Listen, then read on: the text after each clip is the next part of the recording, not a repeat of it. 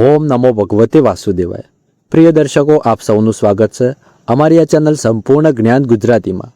તો મિત્રો, આજે આ વિડીયોમાં આપણે મોહિની એકાદશીની વ્રતકથા સાંભળીશું, તેનું મહાત્મય જાણીશું અને છેલ્લે આપણે ગીતાજીના પવિત્ર અધ્યાયનું શ્રવણ પણ કરવાના છીએ અને એના આગળ આપણે 11 માતાની કથાનું શ્રવણ પણ કરવાના છીએ।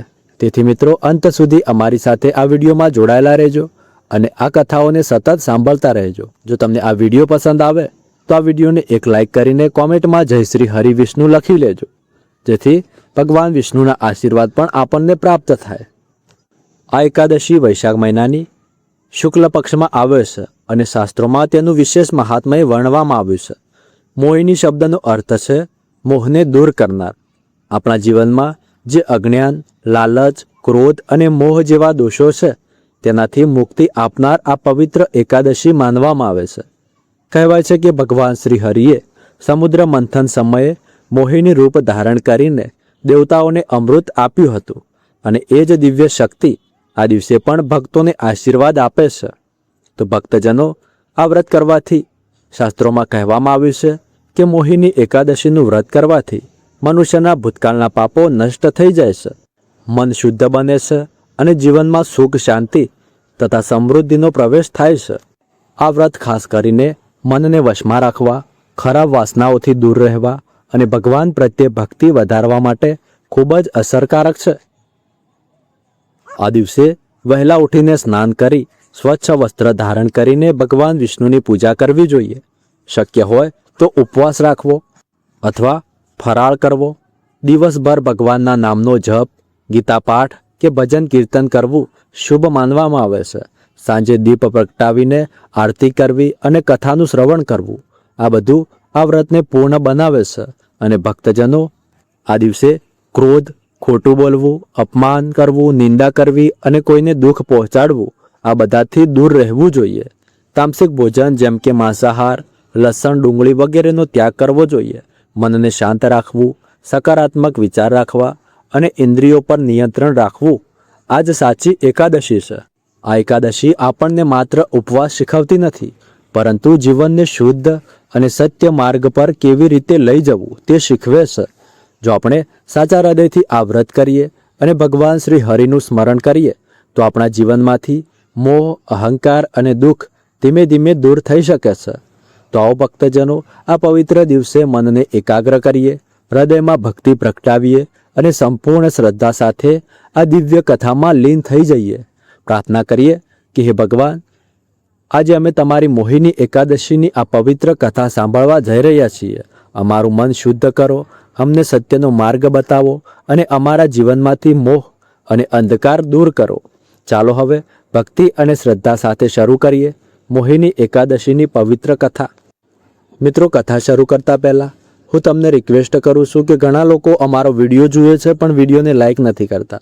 તો મિત્રો, આ વિડીયોને એક લાઇક અવશ્ય કરી લેજો અને કોમેન્ટમાં જય શ્રી હરિ વિષ્ણુ લખી લેજો, જેથી ભગવાન વિષ્ણુના આશીર્વાદ આપણને પ્રાપ્ત થાય। કેમ કે અમે પ્રાર્થના કરીએ છીએ કે જે અમારા વિડીયોને લાઇક કરીને, કોમેન્ટ કરીને અમને સપોર્ટ કરે છે, તેમના જીવનમાં તેમની બધી જ મનોકામનાઓ ભગવાન પૂર્ણ કરે। તેથી મિત્રો, આ વિડીયોને એક લાઇક અવશ્ય કરી લેજો। તો ચાલો હવે શરૂ કરીએ ભગવાનના મોહિની અવતારની આ પવિત્ર કથા। પૌરાણિક કથા મુજબ એક સમયે દેવતાઓ અને અસુરો વચ્ચે સમુદ્ર મંથન ચાલી રહ્યું હતું। મંથનમાંથી અમૃત નીકળ્યા પછી દેવતાઓ અને અસુરોમાં અમૃતને લઈને વિવાદ થયો। દેવતાઓને ભય હતો કે જો અસુરોને અમૃત મળી જશે તો તેઓ અમર બની જશે અને દેવતાઓ પર વિજય મેળવી લેશે, અને તેથી દેવતાઓ અસુરોને અમૃત આપવા માંગતા ન હતા। હવે આ સમસ્યા લઈને દેવતાઓ ભગવાન વિષ્ણુ પાસે ગયા અને તેમની સ્તુતિ કરી। ત્યારે ભગવાન વિષ્ણુએ મોહિની રૂપ ધારણ કર્યું। જ્યારે સમુદ્ર મંથનમાંથી નીકળેલો અમૃત કળશ દૈત્ય એકબીજાના હાથમાંથી છીનવી રહ્યા હતા, તે દરમિયાન એક સુંદર સ્ત્રી તેમના વચ્ચે આવી। બધાએ સુંદર સ્ત્રીના સૌંદર્યને જોઈને તરત મોહિત થઈ ગયા। તેઓ બધા પોતાનો ઝઘડો ભૂલીને તે સુંદર સ્ત્રી તરફ દોડ્યા। દૈત્યોએ દેવીને પૂછ્યું કે તમે કોણ છો, ક્યાંથી આવ્યા છો? સુંદરી, તમે શું કરવા માંગો છો? દેવીને જોઈને દૈત્યમાં હલચલ મચી ગઈ। દૈત્ય કહેવા લાગ્યા કે આજ સુધી દેવતા, દૈત્ય, સિદ્ધિ, ગંધર્વ, ચારણ અને લોકપાલોએ તમને સ્પર્શ પણ નહીં કર્યા હોય. ચોક્કસ વિધાતાએ તમને તમામ ઇન્દ્રિયો અને મનને તૃપ્ત કરવા માટે જ મોકલ્યા હશે. હે સુંદરી, તમે અમારો ઝઘડો સમાપ્ત કરો. તમે ન્યાય મુજબ નિષ્પક્ષ રીતે આ અમૃત વહેંચો, જેથી અમારામાં વધુ ઝઘડો ન થાય. હવે વાસ્તવમાં શ્રી હરિવિષ્ણુ યોગમાયા શક્તિ સાથે મોહિની અવતાર ધારણ કરીને દૈત્યો પાસે ગયા હતા, પરંતુ અસુરોને આ વાતની જરા પણ ખબર ન પડી. યોગમાયા શક્તિના પ્રભાવથી ત્રણેય લોકમાં એવું કોઈ નથી જેને વશમાં ન કરી શકાય. આ જ યોગમાયા શક્તિ આદિશક્તિ છે. દૈત્યોની પ્રાર્થના પર ત્રણેય લોકોને મોહિત કરવાની શક્તિ ધરાવતી મોહિની દેવીએ દૈત્યોને હસીને કહ્યું કે હું તો માયા છું અને તમે મહર્ષિ કશ્યપની સંતાન છો. મને ન્યાયનો ભાર કેમ આપો છો? બુદ્ધિશાળી માણસે સ્વચ્છંદ ચાલતી સ્ત્રીઓ પર ક્યારેય વિશ્વાસ ન કરવો જોઈએ. પરંતુ મોહિની દેવીની પરિહાસ ભરેલી વાણીએ દૈત્યોને વધુ આશ્વસ્ત કરી દીધા અને તેમણે અમૃતથી ભરેલો કળશ તેમના હાથમાં આપી દીધો. મોહિની દેવીએ અમૃતનો કળશ પોતાના હાથમાં લઈને દૈત્યોને કહ્યું કે હું જે કંઈ પણ કરું, ભલે તે યોગ્ય હોય કે અયોગ્ય, જો તમને સ્વીકાર હોય તો જ હું અમૃત વહેંચી શકું. તેમની મોહભરી મીઠી વાતો સાંભળીને બધા દૈત્ય મોહિની દેવીના પ્રસ્તાવ પર સંમત થઈ ગયા. મોહિની દેવીએ બીજા દિવસે અમૃત પાન કરાવવાની સલાહ આપી. મોહિની દેવીના આદેશ અનુસાર બીજા દિવસે બધા દૈત્ય સ્નાન કરીને અમૃત પાન કરવા માટે પંક્તિમાં બેઠા. દેવતાઓ પણ ત્યાં આવીને બેઠા. મોહિની દેવી અમૃતનો કળશ હાથમાં લઈને આવી અને તેમણે ખૂબ સુંદર સાડી પહેરી હતી. તેમની આંખો મોહક હતી.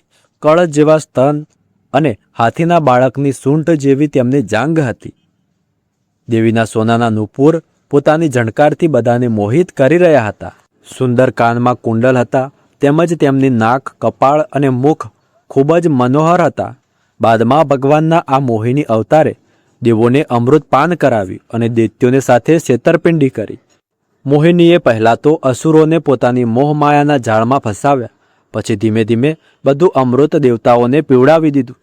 તેથી દેવતાઓને અમૃત તત્વ મળ્યું અને પછી દેવતાઓ અને દાનવો વચ્ચે યુદ્ધ થયું. તો દાનવો પરાજિત થયા અને દેવતાઓ જીત્યા. બીજી તરફ ભગવાન શિવજીએ જ્યારે સાંભળ્યું કે શ્રી હરિએ દૈત્યોને મોહિત કરીને દેવતાઓને અમૃત પીવડાવવા માટે સ્ત્રીનું સ્વરૂપ ધારણ કર્યું હતું, ત્યારે તેઓ તે સ્થળે ગયા જ્યાં ભગવાન શ્રી હરિ નિવાસ કરતા હતા. ત્યાં જઈ ભગવાન શિવજીએ શ્રી હરિની સ્તુતિ અને વંદના કરી. તેમની સ્તુતિથી પ્રસન્ન થઈ ભગવાન શ્રી હરિએ શિવજીને દૈત્યોને મોહિત કરનાર મોહિની સ્વરૂપનું દર્શન કરાવ્યું. અચાનક ભગવાન શિવ રંગબેરંગી ફૂલોથી ભરેલા ઉપવનમાં પહોંચી ગયા. ત્યાં તેમણે ખૂબ સુંદર વસ્ત્ર પહેરેલી, કમરમાં કરધની ધારણ કરેલી એક સુંદર સ્ત્રીને ક્રીડા કરતી જોઈ. તે દેવીએ લજ્જા ભાવે સ્મિત કરીને તિરછી નજરથી શિવજી તરફ જોયું. બસ પછી શું, કામદેવને ભસ્મ કરનાર ભગવાન શંકરનું મન તેમના હાથમાંથી નીકળી ગયું. તેઓ મોહિની દેવીને નિહાળવા લાગ્યા. તેમની ચિતવનના રસમાં ડૂબીને શિવજી એટલા ભાવ વિભોર થઈ ગયા કે તેમને પોતાના વિશે પણ ભાન ન રહ્યું. જ્યાં જ્યાં ભગવાન શંકરની નજર મોહિની દેવી પર પડતી ત્યાં જ અટકી જતી અને તેમનું મન ત્યાં જ રમી જતું. તેઓ મોહિની દેવી તરફ અત્યંત આકર્ષિત થઈ ગયા હતા. તેમને મોહિની પણ પોતાના પ્રત્યે આસક્ત લાગતી હતી. તેમના હાવભાવથી શિવજીનું વિવેક શૂન્ય થઈ ગયું હતું અને તેઓ કામાતુર બની ગયા હતા. પોતાના વેરી કામદેવથી જાણે પરાજિત થઈ મહાદેવજી વિષ્ણુના માયામય મોહિની સ્વરૂપને જાણતા હોવા છતાં પાછળ પાછળ દોડવા લાગ્યા. પાર્વતીજીનો વિચાર છોડીને શંકર મોહિનીના પાછળ લાગી ગયા. તેમણે ઉન્મત્ત થઈ મોહિનીના વાળ પકડી લીધા, પરંતુ મોહિની પોતાના વાળ છોડાવી ફરી ત્યાંથી ચાલી ગઈ. હવે શંકર ફરી તેના પાછળ દોડવા લાગ્યા. ત્યારબાદ આ માયા છે એવું જાણીને ભગવાન શંકર પોતાના સ્વરૂપમાં સ્થિત થયા. શાસ્ત્રોમાં ભગવાન વિષ્ણુના આ મોહિની અવતારમાં મોહિની સ્વરૂપ વિશે એવું કહેવામાં આવે છે કે આવી સ્ત્રી ના તો પહેલાં ક્યારેય થઈ હતી અને ના આગળ ક્યારેય થશે. જે સ્વરૂપ ભગવાન વિષ્ણુએ ધારણ કર્યું હતું. ભગવાન વિષ્ણુએ જે દિવસે મોહિની અવતાર ધારણ કર્યો તે દિવસે વૈશાખ માસના શુક્લ પક્ષની એકાદશી તિથિનો હતો અને તેથી આ એકાદશી પર ભગવાન વિષ્ણુના મોહિની અવતારની પૂજા કરવામાં આવે છે. મોહિની સ્વરૂપ ભગવાન વિષ્ણુની શક્તિ અને બુદ્ધિનું પ્રતીક છે. આ સ્વરૂપ ભગવાન વિષ્ણુની વિવિધ લીલાઓ દર્શાવે છે, જે સંસારની રક્ષા કરે છે. મોહિની સ્વરૂપ સ્ત્રી શક્તિનું પણ પ્રતીક છે. મોહિની એકાદશીના દિવસે ભગવાન વિષ્ણુના મોહિની સ્વરૂપની પૂજા કરવાથી તમામ પ્રકારના પાપોનો નાશ થાય છે. ભગવાન વિષ્ણુની અપાર કૃપા મળે છે અને આ એકાદશીના ઉપવાસથી મોહના બંધન સમાપ્ત થાય છે. શાસ્ત્રો અનુસાર જે વ્યક્તિ વિધિવિધાનથી ભગવાન વિષ્ણુની સાધના કરતા મોહિની એકાદશીનું વ્રત અને રાત્રે જાગરણ કરે છે, તેવા મનુષ્યોને વર્ષોની તપસ્યાના સમાન પુણ્ય ફળ મળે છે. અને હવે તમે સાંભળશો એકાદશી માતાની કથા. એકાદશીનું વ્રત એકાદશી માતાની કથા સાંભળ્યા વિના અધૂરું માનવામાં આવે છે. તેથી સંપૂર્ણ શ્રદ્ધાથી એકાદશી માતાની કથા જરૂર સાંભળવી જોઈએ. જો મિત્રો હજી સુધી તમે અમારા વિડીયોને લાઇક ન કરી હોય તો આ વિડીયોને એક લાઇક કરી લેજો. એકાદશી માતાની કથા મુજબ મૂળ નામનો એક દૈત્ય હતો. રાવણ અને કંસની જેમ તે પણ ખૂબ આતંક મચાવતો હતો અને સ્વર્ગમાં દેવો સહિત બધાને પીડા આપતો હતો. બધા લોકો તેની પાસેથી બચવા શ્રીમાન નારાયણની ચરણમાં ગયા. ભગવાને કહ્યું કે હું તમને સાંભળું છું, તમે ચિંતા ન કરો. બધા દેવતાઓને આશ્વાસન આપી ભગવાન મૂળ સાથે યુદ્ધ કરવા લાગ્યા, પરંતુ પોતાની આખી શક્તિ લગાવ્યા છતાં ભગવાન વિષ્ણુ કંઈ કરી શક્યા નહીં. ભગવાનને યુદ્ધમાંથી પાછળ હટવું પડ્યું. ત્યારબાદ તેઓ હિમાલયની એક ગુફામાં જઈને છુપાયા. મૂળ તેમનો પીછો કરતા ત્યાં પહોંચી ગયો. ભગવાને ધ્યાન શરૂ કર્યું અને તેમના મનમાંથી એક શક્તિ ઉત્પન્ન કરી. તેમની માનસિક શક્તિમાંથી ઉત્પન્ન થયેલી આ શક્તિએ બહાર આવી મૂળને પોતાની તલવારથી મારી નાખ્યો. આપણે જાણીએ છીએ કે શરીરમાં 10 ઇન્દ્રિયો હોય છે, 5 જ્ઞાનેન્દ્રિયો અને 5 કર્મ ઇન્દ્રિયો. 11મી ઇન્દ્રિય મન છે. સંસ્કૃતમાં એકાદશીનો અર્થ 11 થાય છે. એટલે આ દેવી તેમના મન એટલે કે ભગવાનની 11મી ઇન્દ્રિયમાંથી ઉત્પન્ન થઈ હતી. તેથી ભગવાને તેમને એકાદશી નામ આપ્યું. એકાદશી માતાની ઉત્પત્તિનો દિવસ તેમના નામથી જ ઓળખવામાં લાગ્યો. માતા એકાદશી અંતિમ ચરણ દરમિયાન ઉત્પન્ન થઈ હતી, તેથી તેને જયંતી કહેવામાં આવે છે. અને તેમણે દ્વાદશીના પહેલા ચરણ દરમિયાન દૈત્યને મારી નાખ્યો હતો, તેને સ્મૃતિ કહેવામાં આવે છે. હવે એકાદશીના દિવસે વ્રત કેમ કરવું જોઈએ, ભોજન કેમ ન કરવું જોઈએ, તો આ વિશે ભગવાને જાહેરાત કરી કે એકાદશી દરમિયાન દેવીના આ મહાન કાર્યના કારણે સમગ્ર જગતમાં કોઈ પણ પાપ રહેશે નહીં, પરંતુ પાપ તો પહેલેથી જ છે. જ્યારે તેણે આ સાંભળ્યું ત્યારે પાપ પુરુષ આશ્રય શોધવા માટે અહીં ત્યાં દોડવા લાગ્યો. એકાદશી દરમિયાન તે ક્યાં રહેશે? તે જ્યાં જ્યાં ગયો ત્યાં બધાએ તેને આશ્રય આપવાનો ઇનકાર કરી દીધો. ત્યારે અંતે ભોજન એટલે કે અન્ન એકાદશી દરમિયાન તેણે આશ્રય આપવા માટે તૈયાર થઈ ગયું. તેના વિશે એક શ્લોક છે. તેનો અર્થ થાય છે કે એકાદશી દરમિયાન બધા પાપ ભોજનમાં જ આશ્રય લેશે, અને જે કોઈ મનુષ્ય આ એકાદશી દરમિયાન એટલે કે એકાદશીના દિવસે ભોજન કરે છે તે પાપ તે વ્યક્તિમાં પ્રવેશ કરશે અને રોગ, સમસ્યા, નુકસાન, પરેશાની વગેરે બની જશે. તેથી એકાદશીના દિવસે વ્રત ધારણ કરવું જોઈએ. ભગવાન વિષ્ણુએ કહ્યું કે જે કોઈ મનુષ્ય એકાદશીના દિવસે વ્રત ધારણ કરશે તેના તમામ પાપ નષ્ટ થઈ જશે અને તેને અંતે વિષ્ણુ લોકની પણ પ્રાપ્તિ થશે. એકાદશીને વિષ્ણુ ભગવાનની કન્યા પણ કહેવામાં આવે છે, કારણ કે તે ભગવાનની માનસ પુત્રી છે. તેમની મૂર્તિ જગન્નાથ મંદિર અને દ્વારકા ધામમાં પણ છે. ભગવાનના ધર્મની રક્ષા માટે જેટલા પણ અવતાર થયા છે તે બધા એકાદશીના દિવસે જ થયા છે. તેથી આ ખૂબ પવિત્ર દિવસ છે. એકાદશીનું વ્રતનું મહત્ત્વ જણાવતા ભગવાન શ્રી કૃષ્ણ ધર્મરાજ યુધિષ્ઠિરને કહ્યું, ગાલવ મુનિનો ભદ્રશીલ નામનો એક પુત્ર હતો. ભદ્રશીલે નાની ઉંમરથી જ એકાદશી વ્રતનું પાલન શરૂ કર્યું હતું. મુનિએ તેમને એવું કરવા માટે ક્યારેય કહ્યું નહોતું. એક વખત મુનિએ ભદ્રશીલને પૂછ્યું કે તેમને આ વ્રત કોણે કરવા કહ્યું. ત્યારે ભદ્રશીલે કહ્યું કે હું તો ઘણા જન્મોથી એકાદશીનું વ્રત કરતો આવ્યો છું. સામાન્ય રીતે કોઈએ પણ પોતાનો પહેલાંનો જન્મ યાદ રહેતો નથી. જ્યાં સુધી તમે માતાના ગર્ભમાં હોય ત્યાં સુધી તમને અગાઉના જન્મોની યાદ રહે છે, પરંતુ જન્મ પહેલાં જ આ સ્મૃતિ મટી જાય છે. પરંતુ ભદ્રશીલને પહેલાંના જન્મની યાદ ત્યારે પણ હતી. આ એકાદશી વ્રતની શક્તિ હતી જેનું તેઓ પાલન કરતા હતા. તેઓ અગાઉના જન્મમાં ધર્મકીર્તિ નામના રાજા હતા. ધર્મકીર્તિ ખૂબ ક્રૂર હતો. તેને કોઈ પસંદ કરતું નહોતું. એવું કોઈ પાપ નહોતું જે તેણે ન કર્યું હોય. એક વખત તે પોતાના સૈનિકો સાથે શિકાર કરવા ગયો. તેણે એક હરણ જોયું અને પોતાના સૈનિકોને તે હરણને ચારેય બાજુથી ઘેરી લેવા માટે કહ્યું. રાજાએ કહ્યું કે જે કોઈ તે હરણને ભાગવા દેશે તેનો આખો પરિવાર મારી નાખવામાં આવશે. હરણે આ સાંભળ્યું અને વિચાર્યું, બિચારા સૈનિકો, હું એમનામાંથી કોઈને પણ કંઈ થવા નહીં દઉં. હરણ રાજાને પાસેથી નીકળી ભાગી ગયું. રાજાએ હરણનો પીછો કર્યો. સૂર્ય અસ્ત થતાં રાજા એક ઘન જંગલમાં ફસાઈ ગયો. હરણ ક્યાંય દેખાતું નહોતું. રાજાએ એક વૃક્ષ નીચે રાત પસાર કરી. તેણે આખો દિવસ કંઈ ખાધું નહોતું. તેને ચારેય બાજુથી ખતરનાક પ્રાણીઓના ગરજવાની અવાજો પણ સંભળાઈ રહી હતી. તે ઊંઘી પણ શક્યો નહીં. રાજાએ ડરથી શ્રી પરમાત્માને પ્રાર્થના કરવાનું શરૂ કરી દીધું. પછી સવાર થતાં જ તેની મૃત્યુ થઈ ગઈ. યમદૂત આવ્યા અને તેને યમરાજ પાસે લઈ ગયા. યમરાજે પૂછ્યું, તમે લોકો તેને અહીં કેમ લાવ્યા છો? તેનું સ્થાન તો વૈકુંઠ ભગવાન વિષ્ણુના બાજુમાં છે. યમદૂતોએ યમરાજને કહ્યું, પરંતુ રાજન, આ તો મહાપાપી છે. યમરાજ બોલ્યા, નહીં, તે બધું હવે દૂર થઈ ગયું છે. હવે તે સંપૂર્ણ પવિત્ર છે. જે દિવસે તેની મૃત્યુ થઈ તે એકાદશીનો દિવસ હતો. તેણે આખો દિવસ ઉપવાસ કર્યો અને રાત્રે જાગતા રહીને શ્રી હરિનું સ્મરણ કર્યું. તેના બધા પાપ દૂર થઈ ગયા. તે પવિત્ર બની ગયો. ત્યારે યમરાજે પોતે એક સુવર્ણ રથ બોલાવ્યો અને રાજાને વૈકુંઠ મોકલી દીધો. ત્યારબાદ જ્યારે લોકોને આ વિશે પૃથ્વી પર ખબર પડી તો તેઓ બધા એકાદશીનું પાલન કરવા માટે વધુ ઉત્સાહિત થઈ ગયા. તો પ્રેમથી બોલો એકાદશી માતાની જય.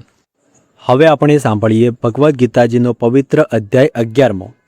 અધ્યાયમાં અર્જુન ભગવાનના વિસ્વરૂપ એટલે કે એ વિરાટ સ્વરૂપ જેમાં અસંખ્ય બ્રહ્માંડો સામેલ છે તેનું દર્શન કરવાની વિનંતી કરે છે.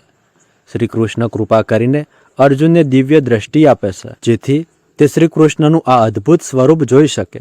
અર્જુન ભગવાનના શરીરમાં આખી સૃષ્ટિ, અગણિત મુખો, આંખો, હાથ અને ઉંદરોનું દર્શન કરે છે. આ સ્વરૂપનો કોઈ આરંભ કે અંત નથી અને તે સર્વ દિશાઓમાં ફેલાયેલું છે. તેનું તેજ સહસ્ત્ર સૂર્યો એક સાથે આકાશમાં પ્રકાશે તેમ હતું. આ દ્રશ્ય જોઈને અર્જુનના રૂવાટા ઊભા થઈ જાય છે. તેને જોયું કે ત્રણેય લોક ભગવાનના નિયમોથી ડરી રહ્યા છે. દેવતાઓ તેમના આશ્રયમાં છે અને ઋષિમુનિઓ મંત્રોચ્ચાર સાથે તેમને સ્તુતિ કરી રહ્યા છે. ધૃતરાષ્ટ્રના પુત્રો અને તેમના સાથી રાજાઓ જાણે પતંગિયા અગ્નિમાં જાય તેમ ભગવાનના ભયાનક મુખમાં પ્રવેશી રહ્યા છે. આ બધું જોઈને અર્જુનનું હૃદય ભયથી ભરાઈ જાય છે અને મનની શાંતિ ગુમાવે છે. તે ભગવાનને પૂછે છે કે આ ભયાનક સ્વરૂપ કોણ છે જે તેના મિત્ર અને ગુરુ શ્રી કૃષ્ણથી બિલકુલ અલગ દેખાય છે. શ્રી કૃષ્ણ તેને ઉત્તર આપતા કહે છે કે કાળના સ્વરૂપમાં તેઓ ત્રણેય લોકના વિનાશક છે. તેમણે જણાવ્યું કે મહાન કૌરવો યોદ્ધાઓનો પહેલેથી જ તેમના દ્વારા સંહાર થઈ ચૂક્યો છે. તેથી વિજયની સુનિશ્ચિતતા સાથે અર્જુનને ઊભા થઈને યુદ્ધ કરવું જોઈએ. અર્જુન પ્રતિક્રિયા સ્વરૂપે અનંત શૌર્ય અને શક્તિ ધરાવતા ભગવાન તરીકે તેમની સ્તુતિ કરે છે તથા તેમને વારંવાર પ્રણામ કરે છે. તે તેમની દીર્ઘકાલીન મૈત્રી દરમિયાન ભગવાનને કેવળ સામાન્ય મનુષ્ય સમજીને ક્યારેય પણ તેમનો કોઈ અપરાધ કર્યો હોય તો ક્ષમા માંગે છે.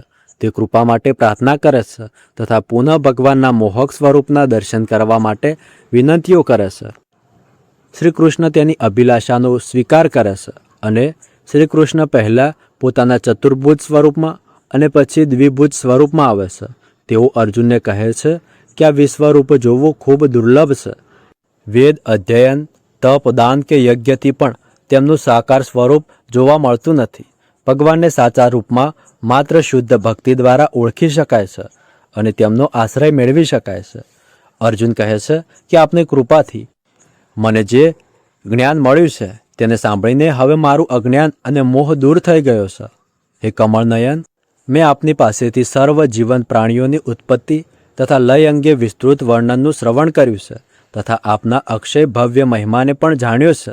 હે પરમેશ્વર, આપ વાસ્તવમાં એ જ છો જેનું આપે મારી સમક્ષ વર્ણન કર્યું છે. હે પુરુષોત્તમ, હવે હું આપના દિવ્ય વિશ્વરૂપના સ્વરૂપનું દર્શન કરવા ઈચ્છું છું.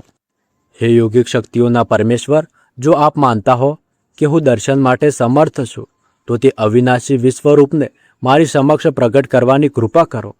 અર્જુનની આવી પ્રેમભરી વાણી સાંભળી પૂર્ણ પુરુષોત્તમ ભગવાન બોલ્યા કે હે પાર્થ, અનેક વિવિધ આકારો, કદ તથા વર્ણોયુક્ત મારા સેંકડો અને સહસ્ત્રો અદ્ભુત સ્વરૂપ જો. હે ભરતવંશીઓમાં શ્રેષ્ઠ, મારામાં આદિતિના 12 પુત્રો 8 વસુઓ, 11 રુદ્રો, 2 અશ્વિની કુમારો તેમજ 39 મરુતો પૂર્વે અપ્રગટ આશ્રયોને જો, હે અર્જુન, એક સ્થાન પર એકત્રિત સર્વ ચર તથા અચર સહિત સમગ્ર બ્રહ્માંડને તું મારા વિશ્વરૂપમાં જો. તેનાથી અતિરિક્ત કંઈ પણ તું જોવા ઈચ્છે તે સર્વ મારા વિશ્વરૂપમાં જો. પરંતુ તું તારા ચર્મચક્ષુથી મારા વિશ્વરૂપનું દર્શન કરી શકીશ નહીં. તેથી હું તને દિવ્ય દ્રષ્ટિ પ્રદાન કરું છું. એ દ્રષ્ટિથી મારું ભવ્ય ઐશ્વર્ય જો. સંજયે ધૃતરાષ્ટ્રને કહ્યું કે હે રાજા, આમ બોલીને યોગના પરમેશ્વર શ્રી કૃષ્ણએ તેમના દિવ્ય અને ઐશ્વર્યયુક્ત વિશ્વરૂપના અર્જુનને દર્શન કરાવ્યા. તે વિશ્વરૂપમાં અર્જુને અનંત મુખો તથા અગણિત નેત્રોના દર્શન કર્યા, જે અનેક દિવ્ય આભૂષણોથી અલંકૃત હતા તથા જે રૂપ અનેક દિવ્ય શસ્ત્રોથી સજ્જ હતું. તેઓએ તેમના શરીર પર અનેક દિવ્ય હારમાળાઓ તથા વસ્ત્રો ધારણ કર્યા હતા અને તેઓ અનેક મધુર સુગંધિત દિવ્ય વિલેપનોથી વિલેપિત હતા. તેમને સ્વયંને અદ્ભુત અને અનંત ભગવાનના સ્વરૂપે પ્રગટ કર્યા, જેમના મુખો સર્વ દિશાઓમાં વ્યાપક હતા. જો સહસ્ત્ર સૂર્યો એક જ સમયે એક સાથે આકાશમાં ઉદય પામે તો પણ તેમનું તેજ એ મહાસ્વરૂપના તેજની સમાનતા કરી શકે એમ નથી. ત્યાં અર્જુન દેવોના પણ દેવ ભગવાનના દેહમાં એક સાથે સ્થિત સમગ્ર બ્રહ્માંડની સંપૂર્ણતાને જોઈ શક્યો. પશ્ચાત આશ્ચર્યચકિત થયેલા અને રોમાંચથી જેના રૂવાટા ઊભા થઈ ગયા હતા એવા અર્જુને પરમેશ્વરને 2 હાથ જોડીને શિર નમાવીને પ્રણામ કર્યા તથા તેમની સ્તુતિ કરવા લાગ્યો અને કહેવા લાગ્યો કે હે કૃષ્ણ, હું આપના શરીરમાં સર્વ દેવોને તથા ભિન્ન જીવોના સમુદાયોને જોઉં છું. હું કમળ પુષ્પ પર વિરાજમાન બ્રહ્માને જોઉં છું. હું ભગવાન શિવને, સર્વ ઋષિમુનિઓ તથા દિવ્ય સર્પોને જોઉં છું. હે જગન્નાથ, હે વિશ્વેશ્વર, હું અસંખ્ય ભુજાઓ, ઉદરો, મુખો તથા નેત્રો સહિત આપના અનંત રૂપોને જોઉં છું, જે સર્વ દિશાઓમાં વ્યાપ્ત છે. હું આપમાં કોઈ આદિ, મધ્ય અને અંતને જોતો નથી. અનેક મુકુટોથી અલંકૃત તથા ગદા અને ચક્રથી સજ્જ તેજના ધામ સમાન સર્વત્ર દૈદીપ્યમાન આપના સ્વરૂપના હું દર્શન કરું છું. આપના અગ્નિ સમાન પ્રજ્વલિત તેજનું દર્શન કરવું અતિ દુષ્કર છે, જે સૂર્યના પ્રકાશ સમાન સર્વ દિશાઓમાં વ્યાપી રહ્યું છે. હું આપને પરમ અવિનાશી તરીકે ઓળખું છું તથા આપ શાસ્ત્રો દ્વારા વિદિત પરમ સત્ય છો. આપ સર્વ સર્જનનો આધાર છો. આપ સનાતન ધર્મના શાશ્વત રક્ષક છો, તેમજ આપ શાશ્વત દિવ્ય પુરુષોત્તમ છો. આપ આદિ, મધ્ય અથવા અંતથી રહિત છો. આપની શક્તિની કોઈ સીમા નથી. આપની ભુજાઓ અનંત છે. સૂર્ય તથા ચંદ્ર આપના નેત્રો સમાન છે અને અગ્નિ આપના મુખ સમાન છે. હું આપના સ્વયંના તેજથી સમગ્ર બ્રહ્માંડને તપતું જોઈ રહ્યો છું. સ્વર્ગ અને પૃથ્વી વચ્ચેનો અવકાશ તથા સર્વ દિશાઓ એકમાત્ર આપનાથી વ્યાપ્ત છે. એ સર્વ જીવોમાં શ્રેષ્ઠતમ આપના આ અદ્ભુત અને ભયાનક સ્વરૂપને જોઈને હું ત્રણેય લોકને ભયથી કાંપતો જોઉં છું. સર્વ સ્વર્ગીય દેવતાઓ આપનામાં પ્રવેશ કરીને આપનું શરણ ગ્રહણ કરી રહ્યા છે. કેટલાક ભયથી 2 હાથ જોડીને આપની પ્રશંસા કરી રહ્યા છે. મહર્ષિઓ તથા સિદ્ધિજનો માંગલિક મંત્રો તથા અનેક પ્રાર્થનાઓ દ્વારા આપની સ્તુતિ કરી રહ્યા છે. રુદ્રો, આદિત્યો, વસુઓ, સાધ્યો, વિશ્વદેવો, અશ્વિની કુમારો, મરુતો, પિતૃઓ, ગંધર્વો, યક્ષો, અસુરો તથા સિદ્ધિઓ આ સર્વ આપનું વિસ્મિત થઈને દર્શન કરી રહ્યા છે. હે સર્વશક્તિમાન ભગવાન, આપના આ અનેક મુખ, નેત્રો, બાહુઓ, જાંઘો, ચરણો, ઉદરો તથા ભયંકર દાંતોવાળા વિરાટ રૂપને જોઈને સર્વલોક અત્યંત ભયભીત થયા છે અને એ જ પ્રમાણે હું પણ ભયભીત થયો છું. હે ભગવાન વિષ્ણુ, આપનું ગગનસ્પર્શી અનેક વર્ણોથી જ્યોતિર્મય વિસ્ફારિત મુખોયુક્ત તથા વિશાળ પ્રદીપ્ત નેત્રો સહિતના સ્વરૂપના દર્શન કરીને મારું હૃદય ભયથી વ્યથિત થઈને કાંપી રહ્યું છે. મેં મારી સમગ્ર દ્રઢતા તથા માનસિક શાંતિ ગુમાવી છે. આપના પ્રલય અગ્નિ સમા મુખોને અને વિકરાળ દાંતોને જોઈને હું ભૂલી જાઉં છું કે હું ક્યાં છું અને જાણતો નથી કે મારે ક્યાં જવું છે. હે દેવાધિદેવ, આપ તો સમગ્ર બ્રહ્માંડના આશ્રય છો. કૃપા કરીને મારા પર દયા કરો. હું ધૃતરાષ્ટ્રના બધા પુત્રો, તેમના સંબંધિત રાજાઓ સહિત ભીષ્મ, દ્રોણાચાર્ય, કર્ણ અને અમારા પક્ષના સેનાપતિઓને પણ આપના ભયંકર મુખોમાં તીવ્ર ગતિથી પ્રવેશતા જોઉં છું. આપના વિકરાળ દાંતો વચ્ચે તેમના કેટલાકના મસ્તક ચૂર્ણ થતા હું જોઉં છું. જે પ્રમાણે નદીના અનેક પ્રવાહિત તરંગો તીવ્ર ગતિ સાથે સમુદ્રમાં પ્રવેશ કરે છે, તેવી રીતે આ મહાન યોદ્ધાઓ આપના પ્રજ્વલિત મુખોમાં પ્રવેશી રહ્યા છે. જેમ પતંગિયા તીવ્ર વેગથી અગ્નિમાં નષ્ટ થવા ધસી જાય છે, તેમ આ મહાન સૈનિકો તીવ્ર ગતિથી આપના મુખોમાં પ્રવેશી રહ્યા છે. આપની જ્વલત જગ્યાથી સર્વ દિશાઓમાં આપ જીવન પ્રાણીઓના સમુદાયને ચાટી રહ્યા છો અને આપના પ્રજ્વલિત મુખો દ્વારા તેમને ભક્ષી રહ્યા છો. હે વિષ્ણુ, આપ સમગ્ર બ્રહ્માંડને આપના તેજના પ્રચંડ સર્વવ્યાપ્ત કિરણોથી દજાડી રહ્યા છો. આવા ઉગ્ર રૂપધારી આપ કોણ છો તે મને કહો. હે દેવોના ભગવાન, હું આપને નમન કરું છું. કૃપા કરીને મારા પર આપની કરુણા વર્ષા કરો. આપ જેવો સર્વ સર્જનથી પૂર્વે પણ વિદ્યમાન હતા તેવા આપને હું જાણવા ઈચ્છું છું, કારણ કે હું આપની પ્રકૃતિ અને પ્રયોજનને સમજી શકતો નથી. પૂર્ણ પુરુષોત્તમ ભગવાન બોલ્યા કે હું પ્રલયનું મૂળ કારણ મહાકાળ છું, જે સર્વ વિશ્વનો નાશ કરવા આવે છે. તારા સહયોગ વિના પણ વિક્ષપ સૈન્યના સજ્જ યોદ્ધાઓનું મૃત્યુ થશે. તેથી ઉઠ અને કીર્તિ પ્રાપ્ત કર, તારા શત્રુઓ પર વિજય પ્રાપ્ત કર અને સમુદ્ર શાસનનો આનંદ લે. એ સવ્ય સાચી, આ યોદ્ધાઓ પહેલેથી જ મારા દ્વારા હણાયેલા ઊભા છે અને તું મારા કાર્યનું નિમિત્ત માત્ર છે. દ્રોણાચાર્ય, ભીષ્મ, જયદ્રથ, કર્ણ અને અન્ય બહાદુર યોદ્ધાઓ પહેલાથી જ મારા દ્વારા હણાયેલા છે. તેથી વિચલિત થયા વિના તેમનો વધ કર, કેવળ યુદ્ધ કર અને તું રણભૂમિમાં તારા શત્રુઓ પર વિજય પ્રાપ્ત કરીશ. સંજય આગળ કહે છે કે કેશવના આ વચનો સાંભળીને અર્જુન ભયથી ધ્રુજવા લાગ્યો. બંને હાથ જોડીને શ્રીકૃષ્ણને નમ મસ્તક થઈને ભયયુક્ત ભાવનાઓથી ગદગદ કંઠે અર્જુને કહ્યું કે હે ઇન્દ્રિયોના સ્વામી, સમગ્ર બ્રહ્માંડ આપના મહિમા ગાનથી હર્ષ પામે છે તથા આપના પ્રત્યે અનુરુક્ત થાય છે. અસુરો આપનાથી ભયભીત થઈને સર્વ દિશાઓમાં ભાગે છે અને સિદ્ધ સંતોનો સમુદાય આપને સાદર પ્રણામ કરે છે. તે ઉચિત જ છે. હે મહાત્મા, જે બ્રહ્મા આદિ સષ્ટાથી પણ મહાન છે, તેવા આપને શા માટે તેઓ પ્રણામ કરે છે? હે અનંત, હે દેવોના ભગવાન, હે બ્રહ્માંડના આશ્રય, આ પ્રગટ અને અપ્રગટ બંનેથી પરે પરમ અવિનાશી સત્ય છો. આપ આદ્ય પરમેશ્વર તથા સનાતન દિવ્ય વિભૂતિ છો. આપ આ બ્રહ્માંડના એકમાત્ર આશ્રય સ્થાન છો. આપ સર્વજ્ઞાતા તથા સર્વજ્ઞ બંને છો. આપ પરમધામ છો. હે અનંત રૂપો ધારણ કરનાર, એકમાત્ર આપ સમગ્ર બ્રહ્માંડમાં વ્યાપ્ત છો. આપ વાયુદેવ, મૃત્યુના દેવ યમરાજ, અગ્નિના દેવ, જળના દેવ તથા ચંદ્રદેવ છો. આપ સર્જક બ્રહ્માંડના પિતામહ તથા સર્વ પ્રાણીઓના પિતામહ છો. હું આપને મારા પુનઃ સહસ્ત્ર નમસ્કાર કરું છું. હે અનંત શક્તિઓના સ્વામી, આપને સન્મુખથી તથા પુષ્ટથી અને સર્વ દિશાઓથી મારા નમસ્કાર છે. આપ અનંત શૌર્ય તથા સામર્થ્ય ધરાવો છો તથા સર્વમાં વ્યાપ્ત છો અને અંત આપ બધું જ છો. આપને મારા મિત્ર માનીને મેં આપને હે કૃષ્ણ, હે યાદવ, હે મારા પ્રિય મિત્ર કહીને સંબોધ્યા છે. મેં આપની પ્રતિભાથી અજાણ રહીને લાપરવાહી અને અનુચિત પ્રેમ દર્શાવ્યો છે. અને જો મૂર્ખામીથી મેં વિનોદમાં વિશ્રામ સમયે સાથે બેઠા હોઈએ ત્યારે, ભોજન સમયે એકાંતમાં અથવા અન્યની સમક્ષ આપનો અનાદર કર્યો છે, તો તે સર્વ અપરાધો માટે હું આપનો ક્ષમા પ્રાર્થી છું. તો મિત્રો, આ રીતે આપણો અધ્યાય 11મો અહીંયા પૂર્ણ થયો.